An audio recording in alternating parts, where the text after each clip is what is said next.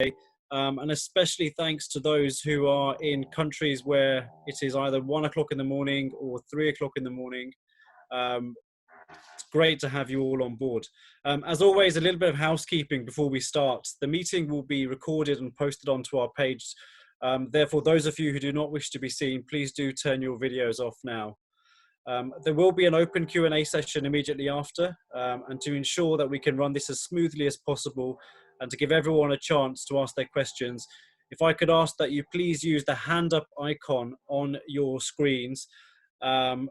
Wait for your name to be called out. You can then unmute yourself, ask your question, and then please remember to mute yourself again. Brethren, without further ado, allow me to introduce you to Worshipful Brother Scott Cargill. Many of you will know Scott, and many of you may not. Scott was initiated into Freemasonry on the 2nd of May 2003, Aquila Lodge 5189. He is a past Metropolitan Grand Steward and holds London Grand rank. Scott is a member of no less than 6 craft lodges and is also a member of the Holy Royal Arch, Mark Master Masons, Red Cross of Constantine, Ancient and Accepted Rite Rose Choir, Order of the Secret Monitor, Royal and Select Masters, the Operatives, Knights Templar, Knight Templar Priests, the Royal Order of Scotland, Scarlet Cord, the Masonic Order of Athelstan, and last but by no means least, the Allied Masonic Degrees, where he is a past Grand Steward, past District Grand Junior Warden, and current Acting District Grand Secretary. Scott, like many of you, is heavily involved in charity and the community. He's heavily involved in charity and community work, both Masonic and otherwise. As well as all the above, he is a husband and father. He enjoys relaxing by spending time with his family, reading, art, listening to classical music, and collecting, as well as drinking, I'm sure, fine wines. Now, before I hand the virtual mic over to Scott, we are once again giving away 2 of our bespoke Freemasons Without Borders coffee mugs. So to be in with a chance of winning one of these prized pieces of pottery, if you could please answer the following question. How many bottles of wine does Scott have in his collection? The first 2 closest and quickest will win. 700. Scott, the floor is yours. Good afternoon, brethren. Firstly, thank you to Amit and Mihir for inviting me to present the next in the Freemasonry Without Borders lecture series. I'd like to congratulate you 2 gentlemen, by the way, for what appears to have become an essential entry into the somewhat empty weekly diaries of Freemasons. You should know that you are providing both comfort and solace to many during these quite unique times. As Amit said, my name is Scott Cargill, and I am the Acting District Grand Secretary for London. Your kind invitation today will allow me hopefully to enlighten you somewhat, experienced brethren, about these fascinating, interesting, and meaningful degrees. I would like you to tell you about some of our history and about who we are, how it fits or doesn't fit with what you already know, and something about the degrees. So firstly, who we are. The sovereign body which governs the order is known as the Grand Council for the Order of the Allied Masonic Degrees of England and Wales and its districts and councils overseas.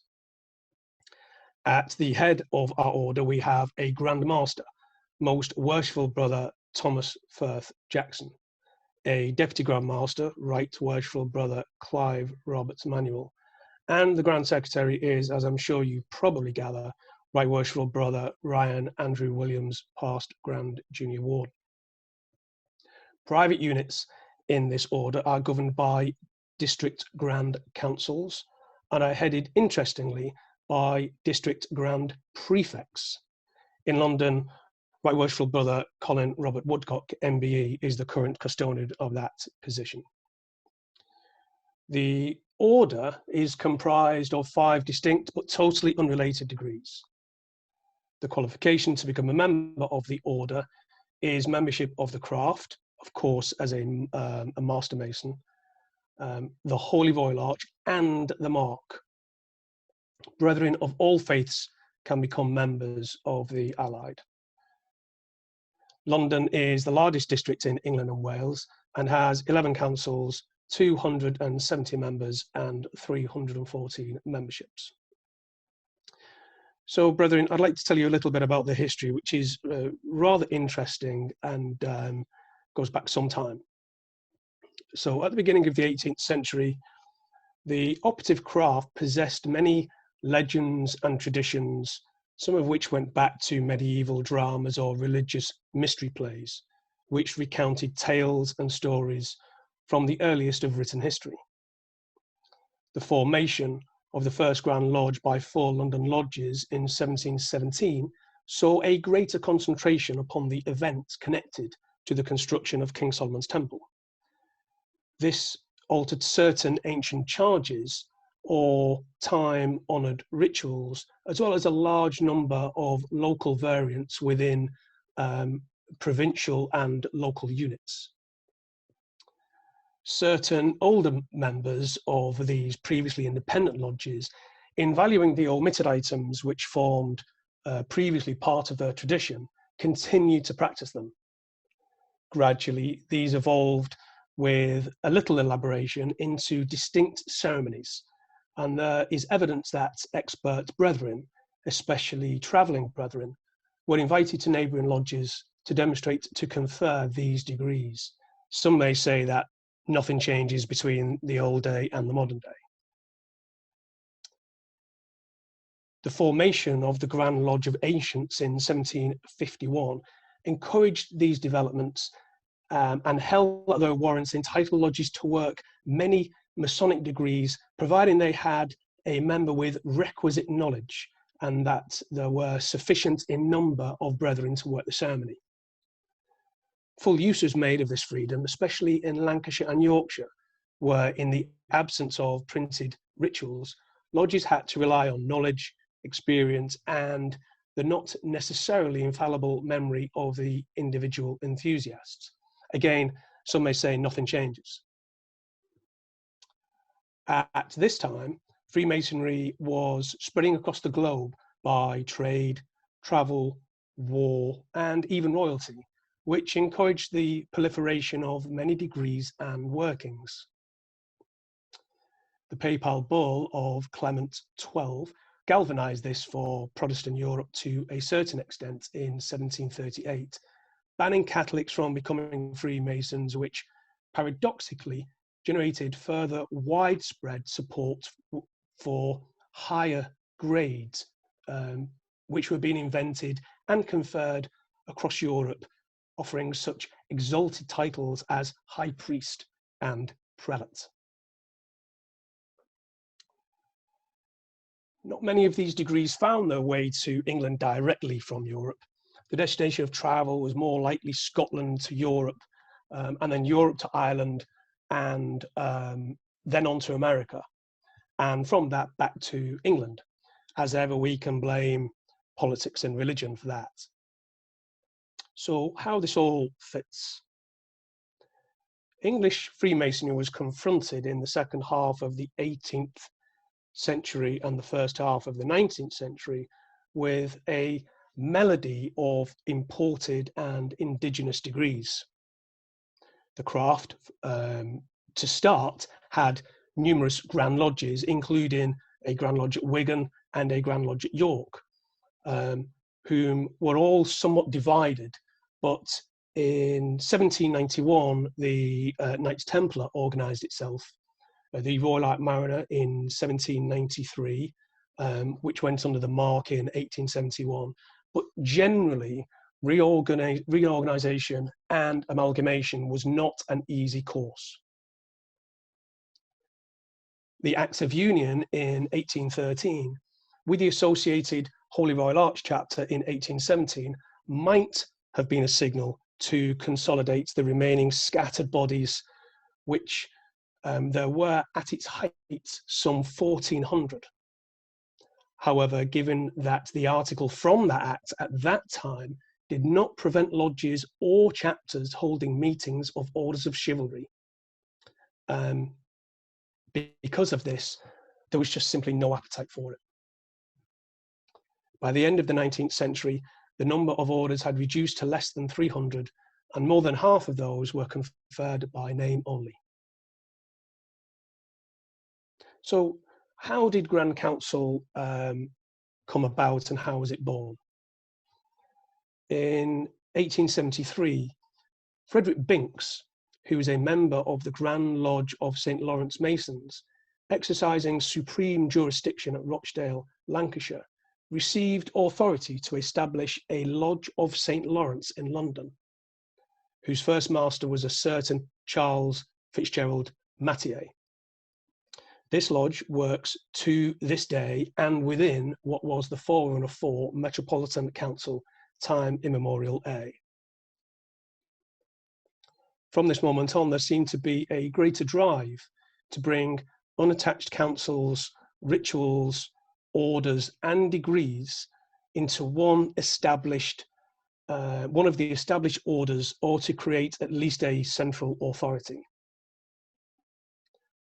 Metropolitan Lodge circulated a summons to a number of St. Lawrence units and individuals to meet at Alexandra Palace on the 9th of August 1879, the day before the traditional date of the martyrdom of St. Lawrence.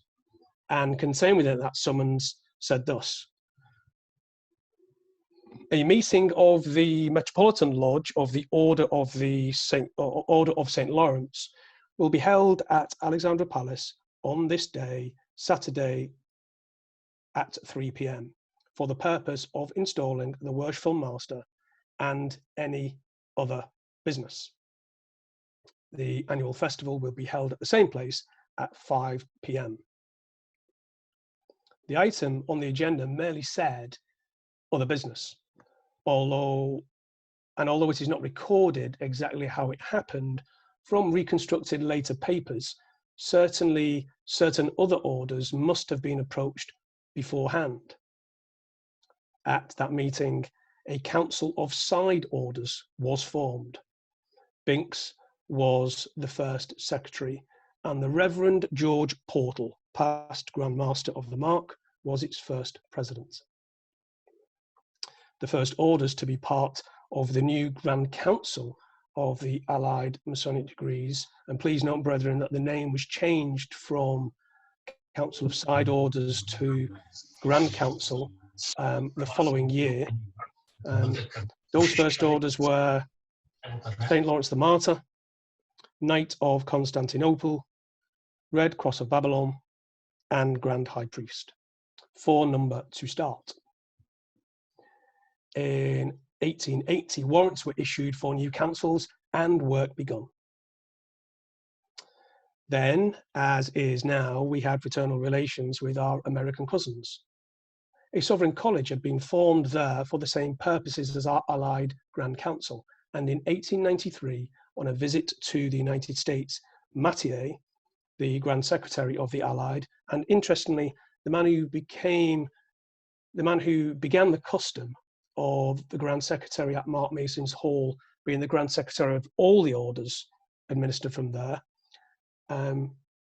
went to the US and was created a Grand Tile of Solomon with the dispensation to confer the degree in England. This was then brought over, and as such, there were 5. In 1895, the Order of Brotherly Love, and in 1897, the Holy Royal Arch Knight Templar Priests were also moved under the authority of Grand Council. The only problem was that there was already a sovereign body for the OSM in England, which of course led to much debate, argument, and rancour. And so there were 7.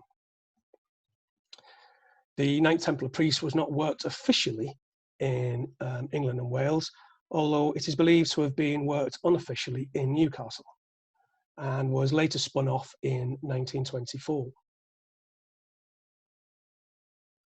The unsatisfactory arrangements surrounding the Order of the Secret Monitor finally concluded in 1931, when the authority was transferred from Grand Council to Grand Conclave. How did that happen after 30-something years of untidiness and friction? Well, in 1929, the Grand Master of the Allied Masonic Degrees was also appointed as Grand Supreme Ruler in the Order of the Secret Monitor. So 2 years later, harmony was restored.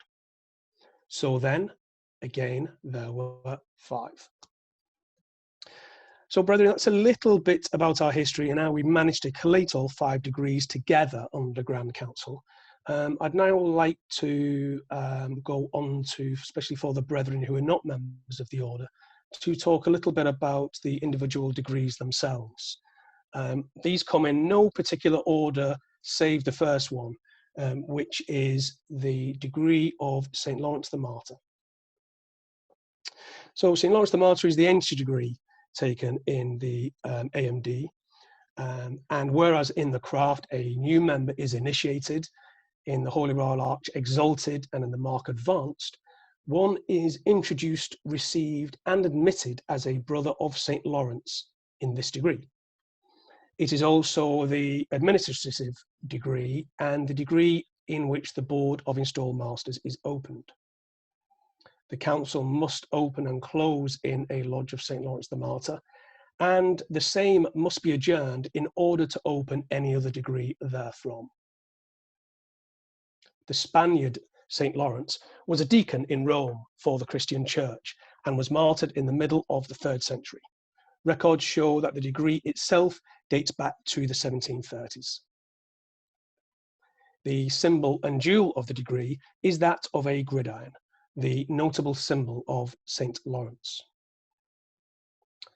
A weather vane on the steeple of the Church of St. Lawrence in the City of London is formed in the shape of a gridiron. It is the central feature and seal of the order.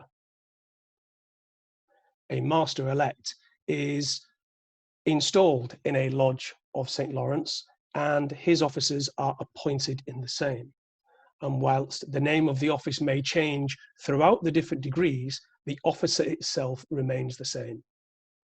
This degree teaches fortitude and humility through the conduct of St. Lawrence. Brethren, the next degree is the Knight of Constantinople, and this degree takes place in the churchyard of the palace of the Emperor Constantine the Great in Constantinople during the 4th century, and teaches us the virtues of humility and universal equality. The worshipful master is known as the illustrious potentate, and a candidate is said to be admitted into the order. A short but rather lovely lecture follows a colourful and inclusive degree and ceremony, one in which at one point in time everyone in the room takes part. The jewel is a cross pate, crescent, and 3 daggers pointing downwards. In the Knight of Constantinople degree, there is also something known as Plymouth working, which appeared in Devonport in 1865. They went on to form their own Grand Council of Knights of Constantinople until in the early part of the 20th century, they were brought into Grand Council and given time immemorial status. The 3 Grand Councils survived who were allowed to work this Christian version of the degree, because of course, whilst they were invited into Grand Council, they were still allowed to work their own version of Knight of Constantinople, and they are allowed to do that in their own councils. They are also allowed to wear a special jewel and apron, and aprons, you will learn later, are very unique within Grand Council in England and Wales. This degree, along with St. Lawrence the Martyr, are the 2 shorter ceremonies of the order. Brethren, the next degree I would like to talk about is the Grand Titles of Solomon, or Masons Elect of 27. The Grand Titles of Solomon degree takes place in a vaulted chamber within King Solomon's temple and is somewhat cryptic in its nature. The worshipful master is known as King Solomon. This is a colourful, dramatic, and inclusive degree with wonderful apparel, and has surely one of the longest sets of knocks in Freemasonry.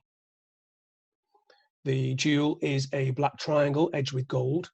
On the ribbon, there are 3 crowns and a hand holding a dagger pointing downwards. A candidate is known to be admitted into the degree of Masons elect of 27 and created a Grand Tiler of Solomon. As I explained earlier, the Grand Tilers of Solomon degree only joined Grand Council in 1893. It is known to have been worked in the USA from the 1760s. A candidate in this degree is warned of the danger of carelessness and hasty judgment.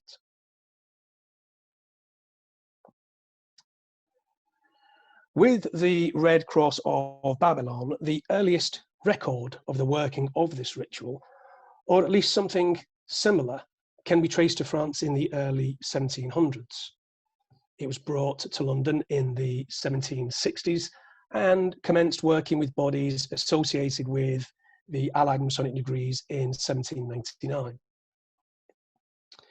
The degree is split into 3 parts, and as a past Grand Secretary described it, is certainly a relic of antiquity. The first part is set in Babylon, the second part crosses a bridge, and the third part is set in Jerusalem. It is an allegory of life, death, and judgment. This is an incredibly special degree, somewhat complex, but beautiful when performed well. The candidate is constituted and created a Knight of the Red Cross of Babylon. The jewel is a 7-pointed star with gold crossed swords in the center. Colourful apparel, and personally one of my very favourites in the whole of Freemasonry. The degree emphasises the importance of fidelity, integrity, and truth. Esoterically, it is symbolic of the passage of an upright man from struggles overcome in this world to well-earned honour in the next.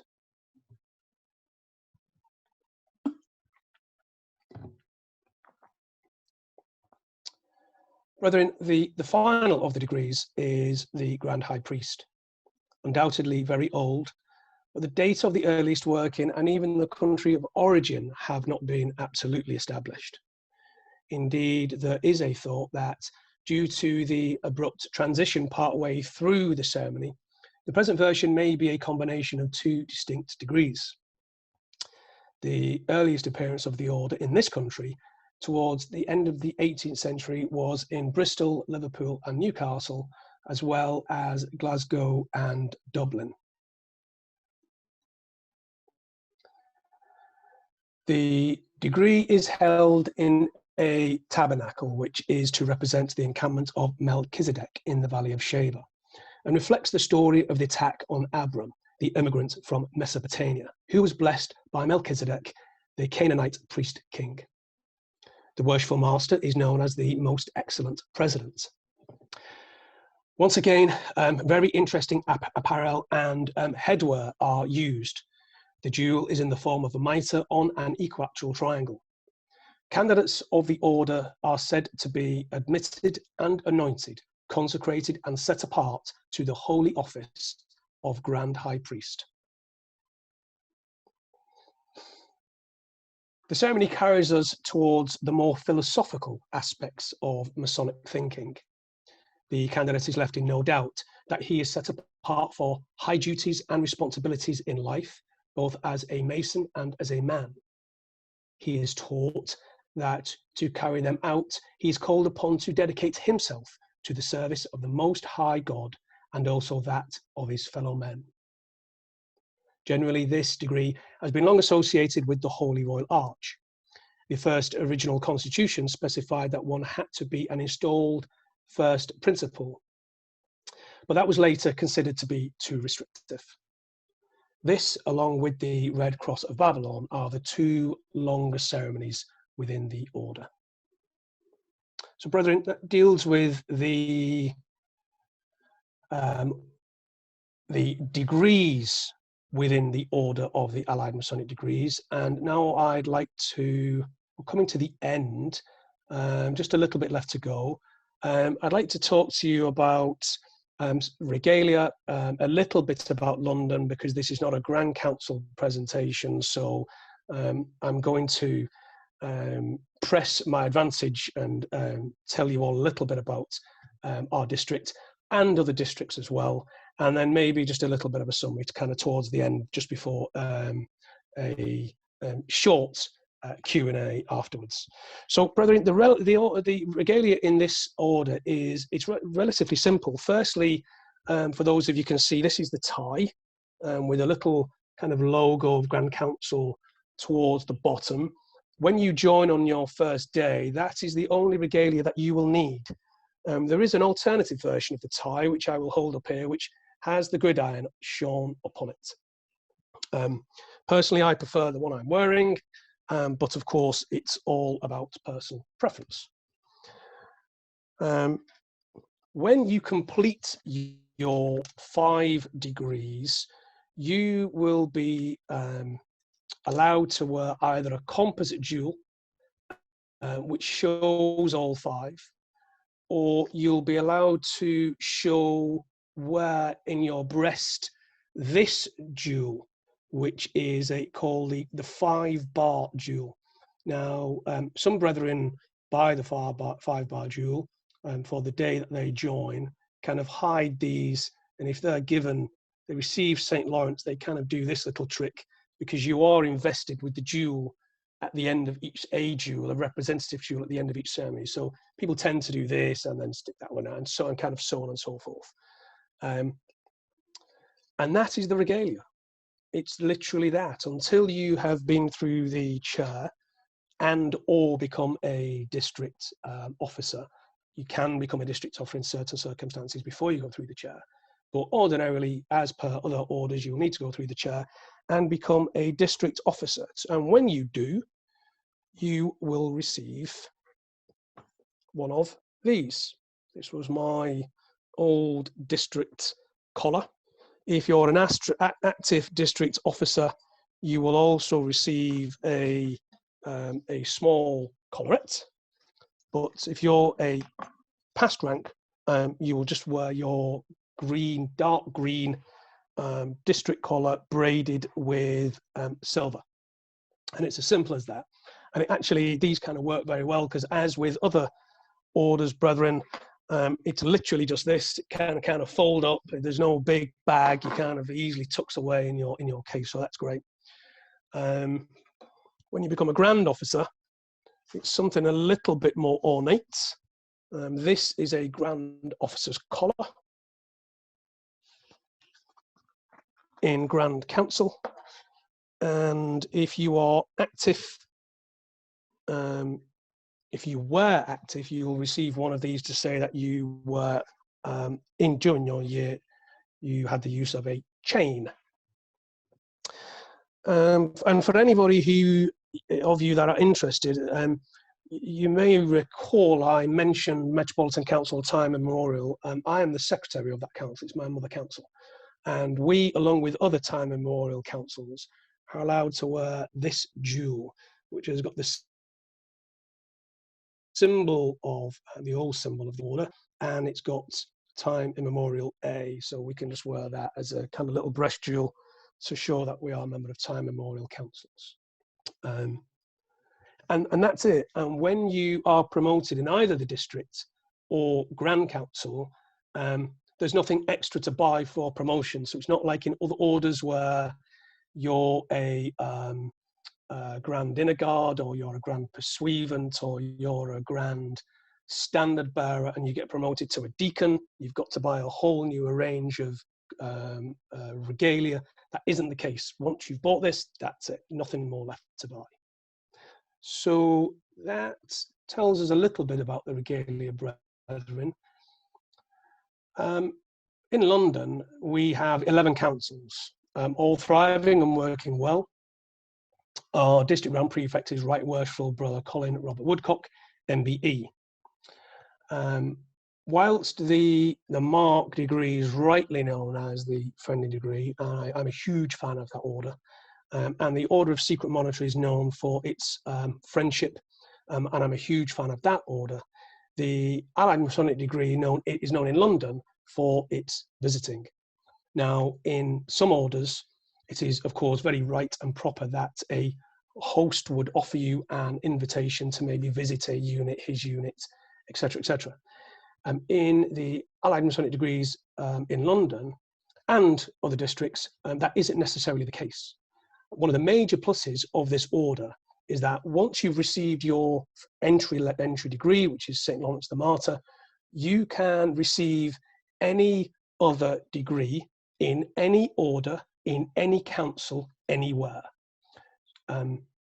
which is a great plus because, of course, you may live in Kent or you may live in Yorkshire and you may have a local council near you. You may want to visit them. In London, we try to make that very easy. We have a great website which is used as a vehicle for members and brethren to book should they wish to attend another council, either for social reasons or to receive a degree.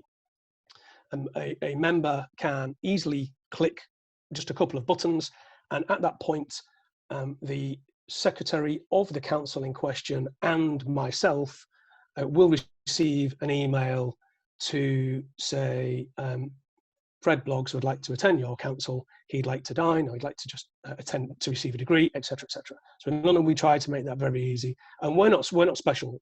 Lots of other districts in England and Wales do exactly the same thing, and you are absolutely actively encouraged to go to other units to receive degrees and to make friends. And of course, I'd just like to clarify that there's no obligation on the council whatsoever to pay for your dinner. In London, we hold a new members' dinner every year for brethren who've joined the order within the last 2 years. And we have a couple of social functions.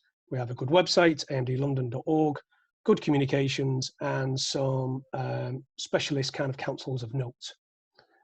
The Goose and Gridiron Council meets on a Saturday morning, for example. The Guild of Freemen Council admits only brethren who've received the freedom of the City of London. Metropolitan A is the first on the list of time memorial councils, and Rose and Lily works both the Allied and the OSN, albeit via separate constitutions and governing bodies. And finally, London in Matutinus is a weekday daylight council. So, brethren, in summary, one of the many pluses of the order, as I stated earlier, is the fact that the degrees can be worked in any order following St. Lawrence. The perceptive of you will have realised that once you include the installation as a 6th ceremony, any number of combinations of degrees can be put together for an individual meeting, albeit it would be a brave secretary who suggests that the worshipful master and his officers at the next meeting would consist of the Red Cross of Babylon and Grand High Priest ceremonies, because they're not insignificant. This, of course, results in meetings that are usually very varied and rarely similar from meeting to meeting. So you don't turn up, it's not the same thing. It's very, very varied and very balanced. And I personally think that does help when you turn up and you've got a different balance of degrees that you're carrying out in any given meeting. Personally, I also like the fact that the morality messages are extremely clear and are written in the ritual book themselves. It's something that one or two orders that I am a member of have chosen not to do. The ritual is interesting and well written and is a pleasure to learn. Indeed, a past master, Brigadier Geoffrey Galloway, when he addressed Grand Council on the occasion of his installing his successor, contemplated how to judge the success and growth of any order. And he said it was by the morale of the brethren, the enthusiasm of its members, the quality of their ceremonies, and in their general conduct and endeavour. Wise words, I think, brethren. We are a happy, different, and unique order, which has strong values, provides good company, and encapsulates all that is good about Masonry. Brethren, thank you for listening. And I will now make use of this sign. Scott, thank you very much. Yeah, I'm sure you've certainly whetted the appetite for a fair few out there on the call that aren't part of the AMD just yet. And no doubt you've got an application form ready with you to ping over as quick as possible. It's in my draft box. I'm sure it is. We're going to open the floor up for Scott, if that's okay with you. We're first going to head to Robert Crawford, please. Hi, Scott. Great presentation there. Hello, Robert. Thank you. That's all right. Do you feel that if I'm not a member of the Allied Masonic Degrees as yet, I would say, but I no doubt that will be happening very soon. But is it? I know you touched on it very briefly towards the end. Is there lots of ritual to learn as part of the order, or is it more of a?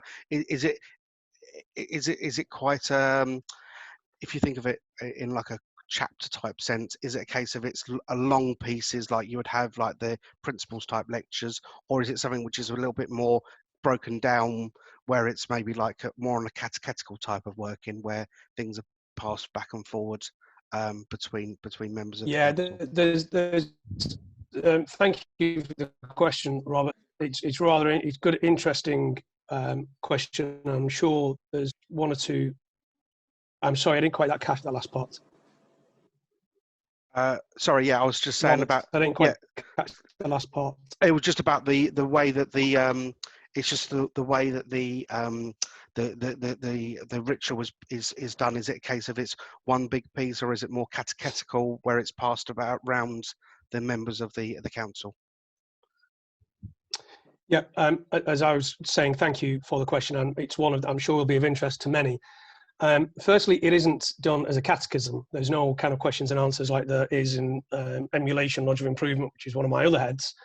But what I would say is, and I don't know whether the brethren will agree with me, certainly the members that are present, but there are certainly far more technical rituals than that are shown in the Allied Masonic Degrees. Probably with the exception of Grand High Priest, which is a bit techie. I'm not going to lie to you. That is a tricky one. But I would say that the ritual is certainly more user friendly.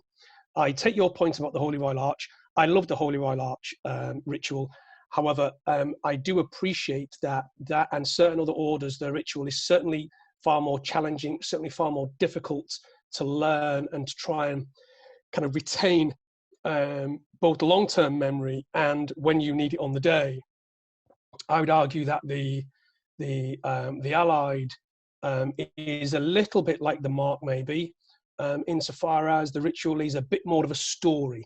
And I always tend to find that when rituals are kind of story-based and there's a bit of a kind of a yarn, a bit of a legend about them, I tend to find them quite easier to follow. There are some rituals out there that are extremely technically complicated, but I don't believe the Allied Masonic Degrees is one of them. You'll be pleased to know that, again, unlike other orders, which I'm not going to mention, the ritual is not solely based upon one person. I know I'm a member of one order where let's just call him the guy in the chair, and maybe one, two other people do the entire ceremony, the whole thing. That's not the case with the Allied Masonic Degrees, as it isn't with, say, for example, the OSM and the Mark. It's very much kind of spread out. There's no issue whatsoever with deputing work, substituting people in offices. So in that regard, I do feel it's a bit more of a user-friendly ritual to learn. Thank you, Scott. Scott, so we've got a couple of brethren from Brazil asking if there are any councils there for the Allied Masonic Degrees, and if so, can they have contact details? I'm not sure. I would need to. I've got my constitutions and regulations right next to me, actually, but unfortunately, I wasn't aware of what the question was going to be. I can let you know if you wish, and or if anybody wishes to ping me a private message, I'm more than happy to. I've got a feeling that isn't, but that I might be wrong with that. But of course, I'm always happy. I'm always up for going into Brazil. Scott, thank you. Could you just, if that's the case, do you mind just sharing your email address on the chat group so that they've got your Sure. Yeah. Cool. Yeah. No problem at all. Next, we have brother from India, Shri. Shri, welcome. Hi, thanks, Amit. Thanks a lot, Scott, for that presentation. Quite interesting. Thank you, Shri. I have two questions for you, short ones. One is, the first one is that, you discussed how basically the Allied Masonic Degrees, the Grand Council of AMD, brought together all these orphaned degrees under one umbrella. I've always wondered why the RAM somehow managed to go to the mark when there's no real correlation between the two. What were their historical reasons? And you want to answer that first, and then should I answer the second? No. Give me the second question. Okay. And the second one is slightly out of left field. You held up the jewel of the time immemorial councils. Yeah. And my council is not a time immemorial council, but it does have a symbol which is very similar to the one which was on your jewel, which is the older symbol. So I was wondering, why did that change from the old symbol to what is currently used as the aim? Very good questions, both of them.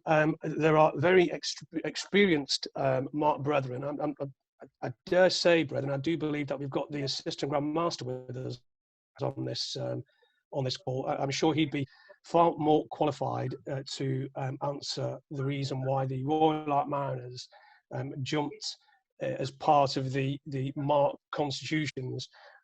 I'm led to believe, and I'm more than happy to be corrected here, the order was suffering a little bit, and basically the Mark degree purchased the Royal Ark Mariners. I think it was for, if I remember correctly, about £20, something like that. I think a couple of 100 years ago.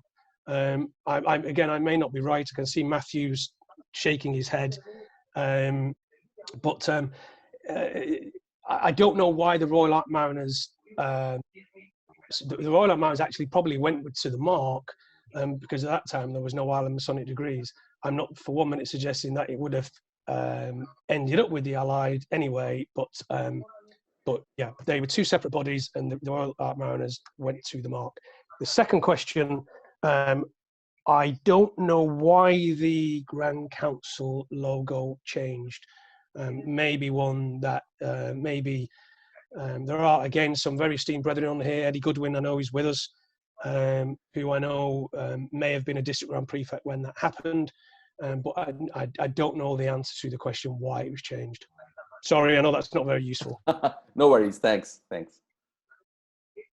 Scott, could I come in there? Sure. They can. Okay. The Royal Ark Mariners did temporarily have its own Grand Lodge, but at the time the Mark was unhappy about other bodies being formed with other politics, and there was also, I think, a bit of a personal animosity between Canon George Portal, who was the Grand Master of the Mark, and Morton Edwards, who created himself as, he said he was the successor as Supreme Commander of the Royal Ark Mariners. My Ark Mariner Lodge was actually founded by Morton Edwards, not by Mark Grand Lodge. And there was a huge row, and actually both men were in the same lodge. So it was, I think we don't know, but there was quite a lot of personal animosity, I think, between Portal and Edwards. And you can see that if you read the transcripts from the Mark Grand Lodge discussion. Portal's incredibly dismissive of Edwards, who was an officer of Mark Grand Lodge, an active officer, and pretty rude to him, actually, in sort of parliamentary terms. And but I think it was really to do, partly Portal himself, although he's quite revered, was very greedy power. And he said he didn't want to have any new Masonic bodies. He ended up being the ruler of two new ones, actually. So he changed his mind, I think. And I think it has a lot to do with personal animosity, but also at the time, a desire to limit the number of bodies. As you'll see in America and Canada, the Allied Masonic Degrees does have the Ark Mariners. Indeed it does.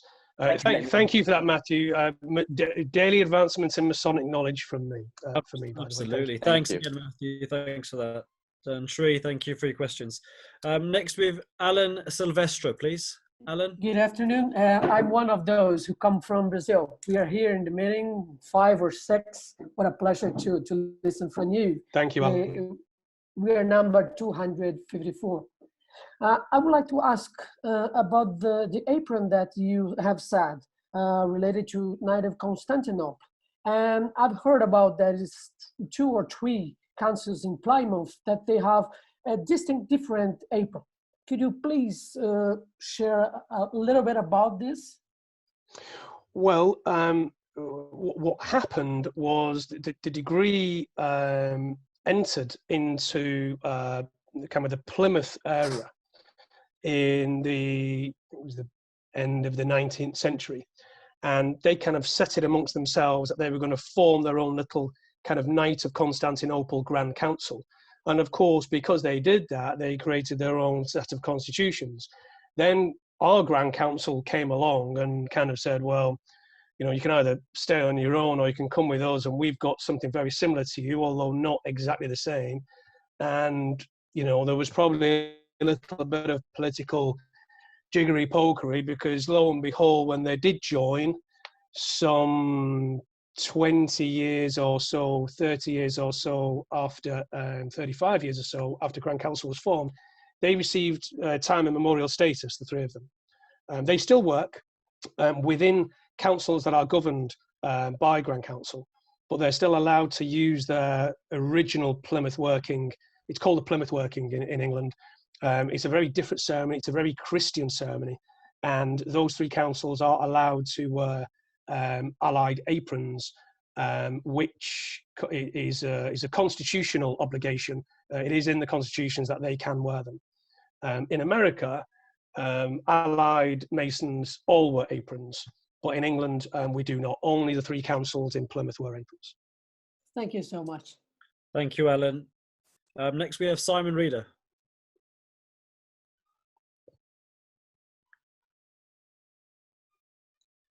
Simon Reeder.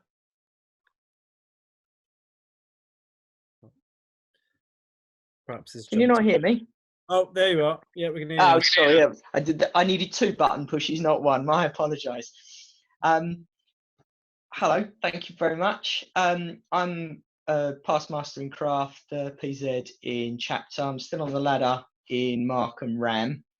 I'm looking quite interested in AMD, but what I was wondering is, what is the prerequisites to coming in? Because I also noticed that obviously there's a saint, and you mentioned Christian and stuff like that through some of the conversation.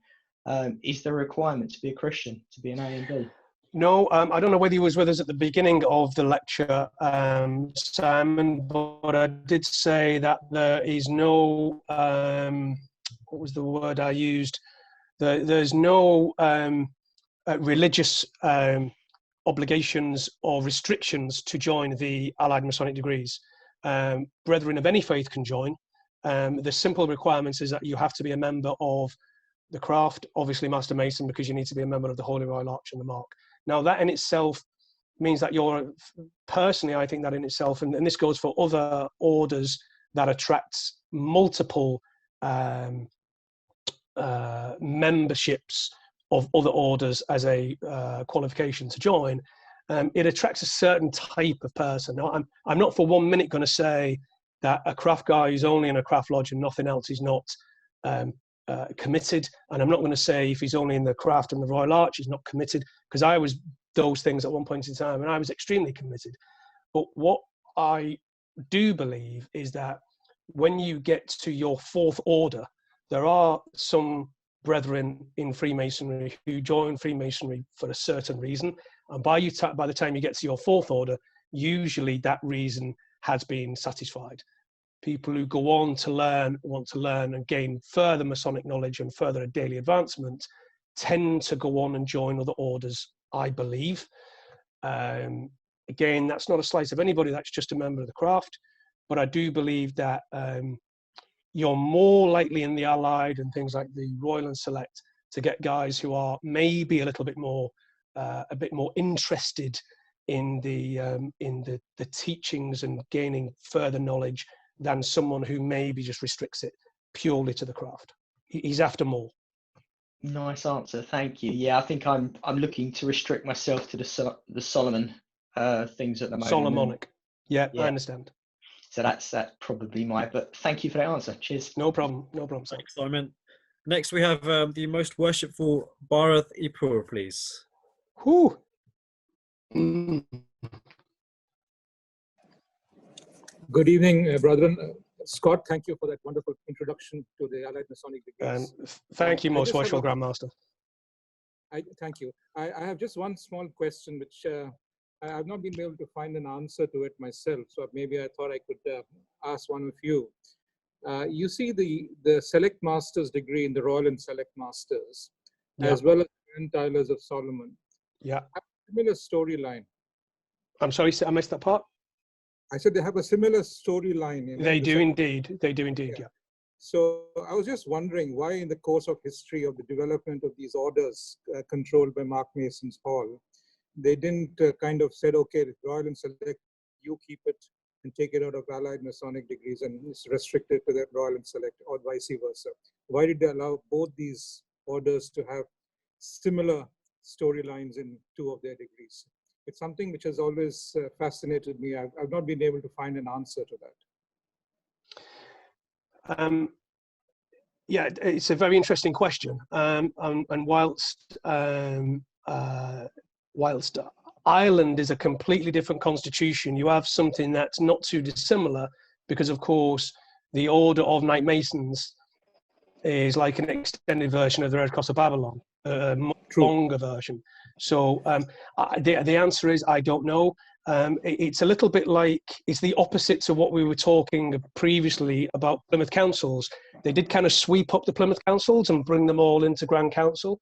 They don't seem to have been able to do it, or maybe didn't have the appetite to do it with the Royal and Select Masters.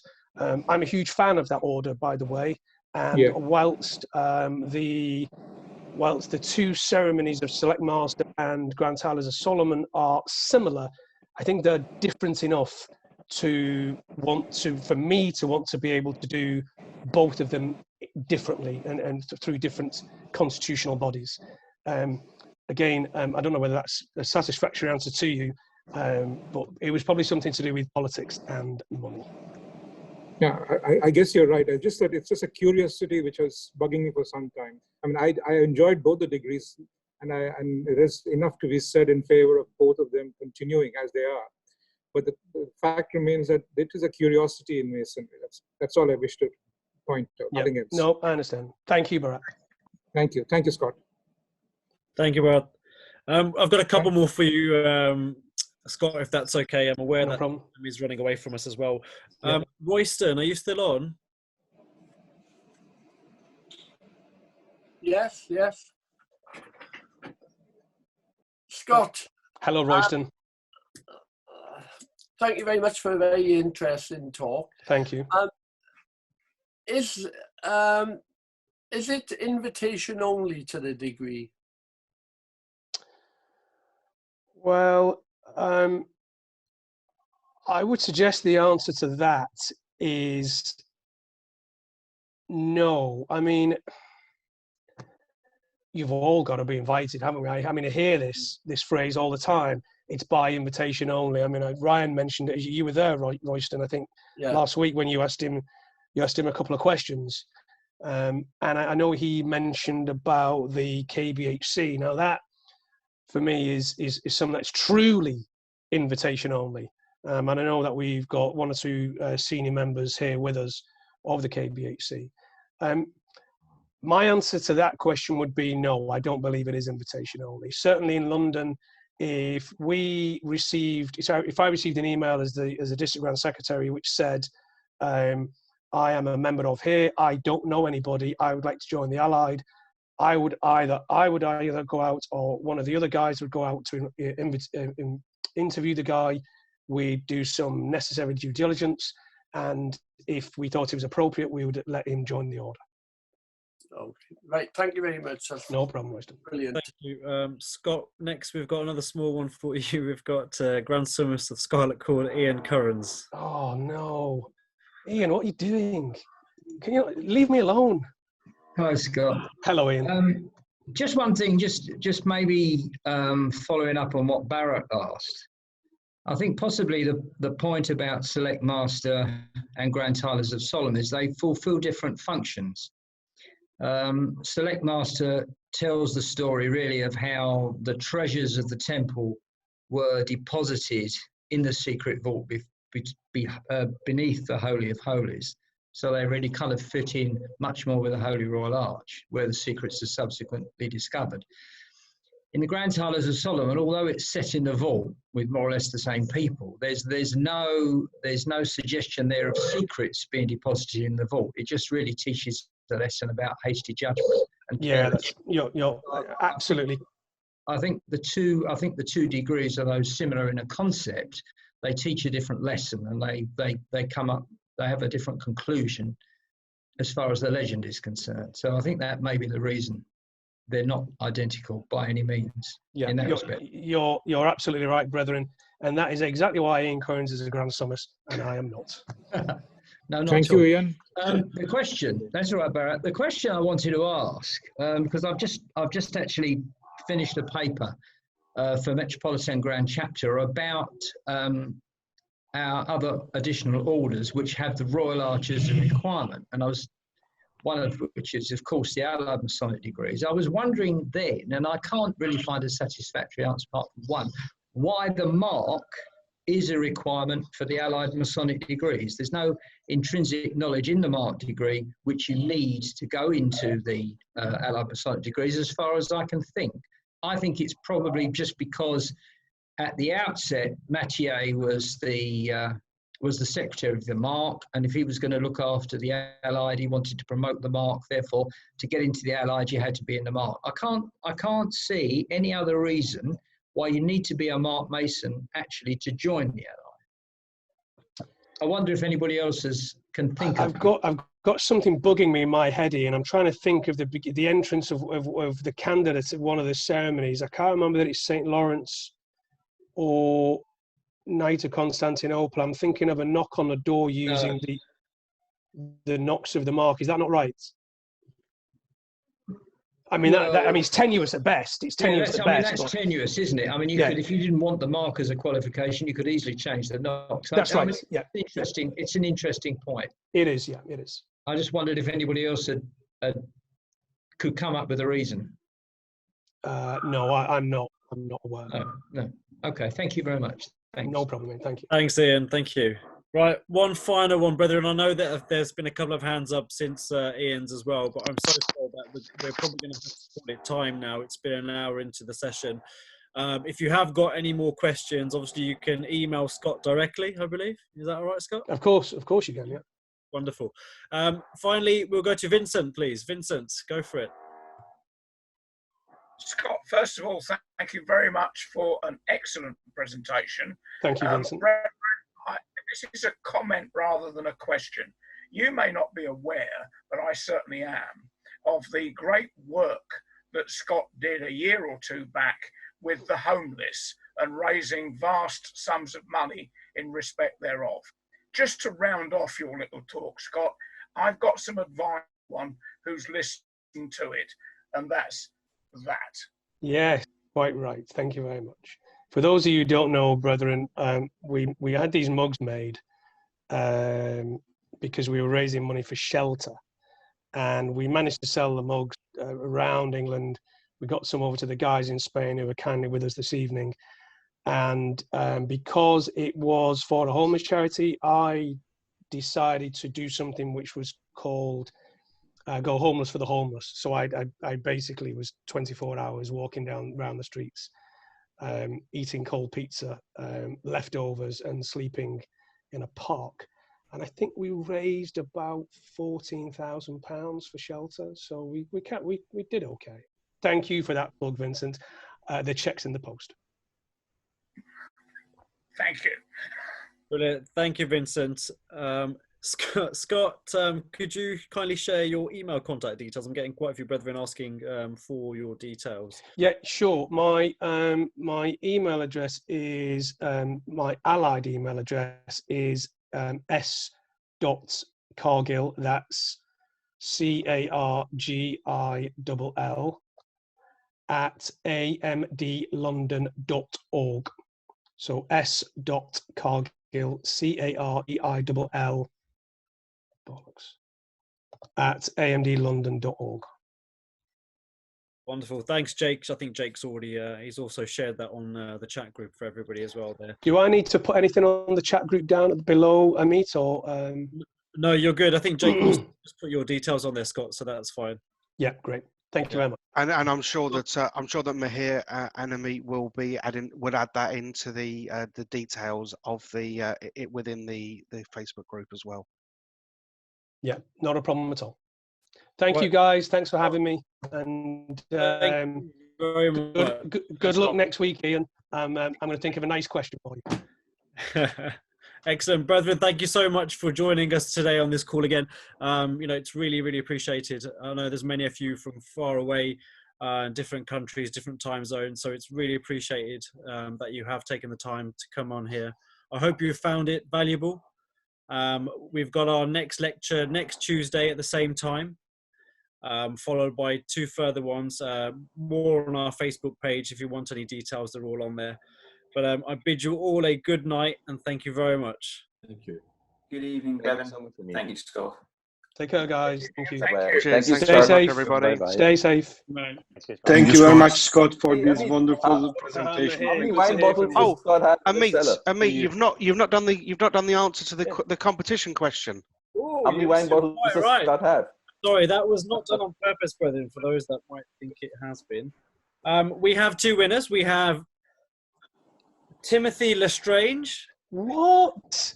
Yeah, and Blake Leach. Oh, Blake. Timothy guessed 333. Blake actually got it on the head at 300. So well done to both of you. Unfortunately for Mahir and I, Blake is in Australia, so it's going to cost us quite a bit to get his mug out.